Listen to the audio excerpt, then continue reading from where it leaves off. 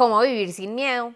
Hola, soy María Paulina de Villarreal, psicóloga y magíster en psicología. Y hoy quiero que hablemos un poco de qué podemos hacer para vivir sin miedo. Lo más importante es que entendamos que el miedo es una emoción fundamental en nuestras vidas. ¿Por qué? Porque todas las emociones son fundamentales y necesarias para que nosotros podamos vivir y para que le podamos hacer frente a la vida cotidiana. Entonces, el miedo es una emoción que nos genera una respuesta natural frente a lo que percibimos como un peligro o una amenaza. Evidentemente, todos vamos a percibir los peligros y las amenazas de una manera distinta, porque finalmente hay cosas que, aunque sí nos pueden generar amenaza a todos, no nos van a generar las mismas emociones, y hay otras cosas que a mí me pueden parecer una amenaza, pero no necesariamente a las demás personas les parezcan una amenaza. Sin embargo, cuando el miedo se vuelve algo desproporcionado, es cuando empieza a ser problemático, y aquí es donde sí es importante aprender a vivir sin miedo.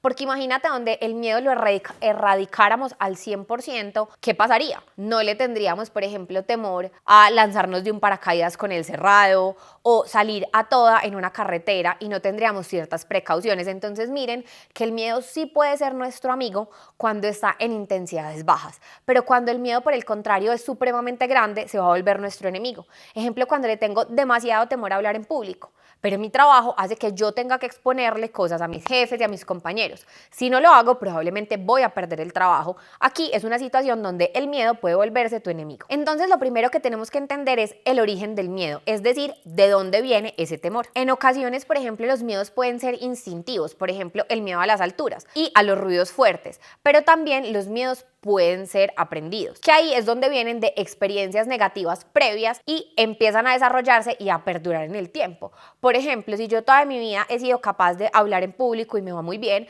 pero en un evento estaba hablando en público y me regué algo encima, eso me puede generar un temor a hablar en público. Pero también en ocasiones estos miedos aprendidos pueden ser más una transmisión o algo heredado desde la cultura o desde la familia. ¿Eso qué quiere decir? Que nuestra sociedad y nuestra familia también nos pueden pasar esos temores. No sé, por ejemplo, si mi mamá le tiene muchísimo miedo a montar en taxi porque tiene miedo a que la secuestren, entonces ella me puede infundir ese miedo a mí y yo probablemente no me voy a montar, no porque a mí me haya pasado algo, sino porque es un miedo que ella infundó en mí. Por eso es que es muy importante entender ese origen de los miedos, porque es lo primero que nos va a ayudar a poder enfrentarlos. Una vez entonces logras reconocer los miedos, aquí viene la mejor parte de todas y es ¿yo qué puedo hacer entonces? Ya que reconocí mi miedo, ¿cómo lo voy a enfrentar? Te voy a dar algunas herramientas que nos pueden ayudar. Lo más importante también es entender que es importante a veces desarrollar unas de estas herramientas antes de saltar a otras para que así sea un poco más fácil el proceso. La primera de todas es aprender a reconocer y gestionar nuestras emociones, es nombrarlas, reconocer lo que generan en mi cuerpo, pero también aprender a regularme y gestionarlas. Entonces, cuando algo me genera temor, se me acelera el corazón, es difícil respirar, ¿yo cómo puedo regular esos síntomas? Una de las estrategias que más funciona son los ejercicios de relajación y respiración, porque me van a ayudar a que si yo logro respirar más profundamente, mi respiración se va a calmar, esto le va a enviar a mi cerebro más oxígeno y señales de que estoy entrando en un estado un poco más tranquilo y por ende todos los otros síntomas van a comenzar a apagarse, porque recuerden que cuando yo tengo miedo, mi cerebro se activa y empieza a mandar un montón de señales en todo mi organismo de que tengo que prepararme para atacar. Segunda, la exposición gradual. Esta es sumamente importante, hacerlo muy de la mano cuando ya logré hacer la primera, porque si yo me expongo a mi miedo sin tener herramientas para gestionarlo, probablemente el miedo se va a empeorar y me va a generar síntomas muy malucos. La exposición gradual se basa primero en identificar ese miedo, cómo lo puedo desglosar en un paso a paso, es decir, cómo no lo tengo que enfrentar todo de entrada, sino cómo puedo enfrentar partecitas pequeñas hasta llegar al miedo más grande. Esto es supremamente importante porque entonces, a medida que voy aumentando en ese nivel de dificultad con mis herramientas para regular las emociones, me voy a ir dando cuenta que no es algo a lo que le tengo que tener miedo y que es algo que puedo afrontar o superar. 3. La reestructuración cognitiva. Esto es algo que usualmente hacemos en terapia.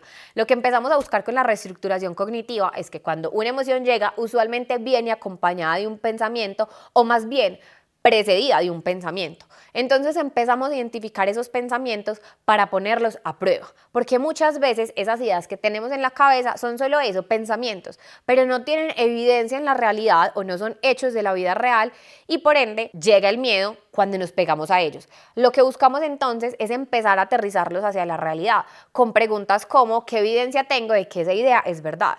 ¿Qué evidencia tengo de que esa idea no es verdad? Esto nos va a empezar a ayudar a poner a prueba ese pensamiento, a dudar de él y van a ver que así el temor y las emociones van a empezar a disminuir. 4.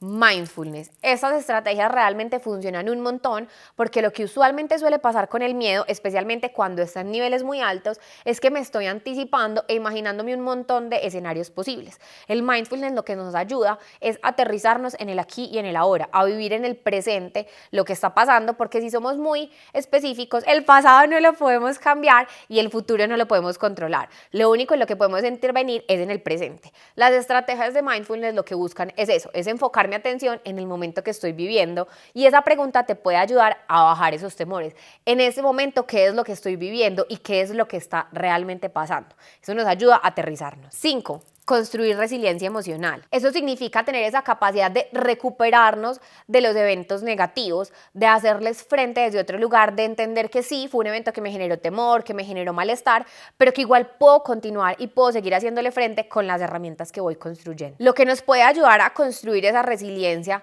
uno, son esas conexiones positivas, es decir, rodearnos de esas personas que nos ayudan a fomentar esa confianza en nosotros, que nos dan ese voto de confianza y esas frases que de alguna manera nos ayudan a consolidarnos y a sentir que, bueno, tenemos temor, pero que lo podemos enfrentar y estamos acompañados de esas conexiones. 2, algo que se llama aceptación y compromiso. Yo siempre le digo a las personas que van a consulta conmigo que la aceptación es lo más difícil de todo, porque aceptación no es resignarnos, es entender que eso es algo que yo no puedo cambiar, que no lo puedo modificar, pero que de alguna manera así es y que al entenderlo de esa manera y al yo no pelear con la modificación, mi emoción va a empezar a bajar. Y por último, el aprendizaje continuo. Cada vez que nos enfrentamos a un miedo, aprendemos qué nos funcionó, qué no nos funcionó, nos ayuda a conocernos más y eso nos puede ayudar al conocernos, empezar a buscar diferentes herramientas que nos puedan permitir cada vez hacer frente a diferentes situaciones nuevas. Otra cosa que también nos puede ayudar es vivir desde los valores y no desde el miedo. Es empezar a preguntarnos si a veces esos miedos y esos temores empiezan a irrumpir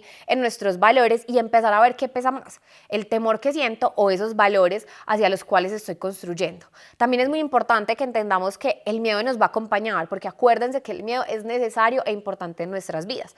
Pero entonces somos nosotros quienes decidimos si el miedo va a conducir nuestra vida y va al volante o si el miedo va de copiloto y nosotros somos quienes vamos manejando nuestra vida, mientras el miedo sí nos señala algunas cosas y a partir de eso nosotros podemos hacer frente y tomar ciertas decisiones, pero no que este tome el control y nos inunde. Lo más importante entonces es que el objetivo no sea vivir completamente sin miedo, porque es una emoción necesaria, sino que el miedo no nos domine, que el miedo nos pueda decir cositas, que nos señale cosas importantes, porque sí nos va a prevenir de ciertas amenazas, siempre y cuando esa emoción esté más controlada, pero que de alguna manera seamos nosotros quienes más estemos al frente, que podamos gestionarlo, que escuchemos lo que nos dice, pero que a la misma vez lo podamos transitar con esas herramientas que les hablé, porque así vamos a poder hacerle frente a muchísimas cosas de la vida a pesar del miedo. Si este video te sirvió, te invito a que le des me gusta, a que comentes, a que te suscribas al canal y si crees que puede ayudar a alguien más, también te invito a que le compartas este canal, porque lo que buscamos aquí es cada vez crecer muchísimo más en pro de la salud mental.